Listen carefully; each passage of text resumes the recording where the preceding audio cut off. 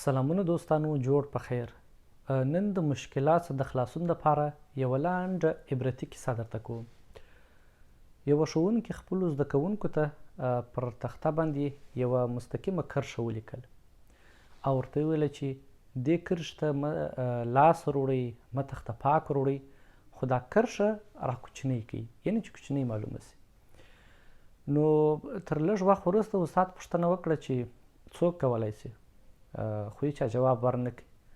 وروسته استاد راولاړ سو او تر هغه کرښې لوړې، یعنې یو بله غټه لویه کرښه ولیکله او بیا یې پوښتنه وکړه چې اوس مخکنۍ کرښه کوچنۍ شوه که نه؟ نو ټولو جواب ورکړ چې هو، هغه مخکنۍ کرښه اوس کوچنۍ شوه. نو استاد وویل چې په ژوند کې د انرژي مصرف هم دغسې یو مثال لري.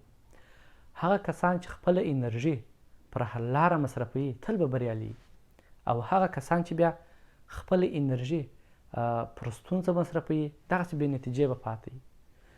نو د خبرې هدف مې هم دغه دی دوستانو چې انسان که هر چیرې په ستونزه کې دی، ستونزې سره لاس او ګریوان دی، خو بریالی انسان بیا هغه دی چې خپله انرژي د ستونزې پر حل لاره باندې مصرف کړي او خپل فکر ستونزې ته ور نه کړي چې دی مایوسه او د نورو مشکلات سره مخ کړي.